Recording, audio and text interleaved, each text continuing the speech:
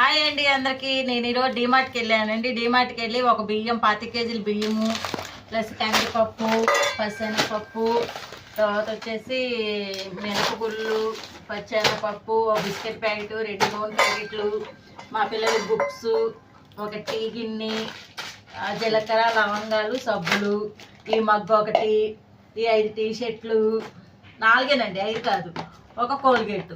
వీటికే 3492 రూపాయలు అయిందండి. చూడండి సామాన్య ప్రజలు ఎలా బతకాలి, అసలు ఏమీ లేవు. చూస్తున్నారు కదా, దీనికే 3400 అయినాయి అంటే ఆ 3500 9 రూపాయలు ఏముందిలే, 3500 రూపాయలు. బియ్యం కట్ట అయితే లోపల పెట్టాను. ఆ బియ్యం కట్ట ప్లస్ ఈ సరుకులు 3500 అయినాయి. మేము వెళ్ళి రావడానికి కూడా ఛార్జీలు. చూడండి ఎలా ఉంది డీమార్ట్ పరిస్థితి. అంటే డీమార్ట్ ఏ ఉందిలేండి, డిస్కౌంట్ అని చెప్తున్నాం, మనం వెళ్తున్నాము. ఈ 4 వస్తువులు రాలేదు, 3500.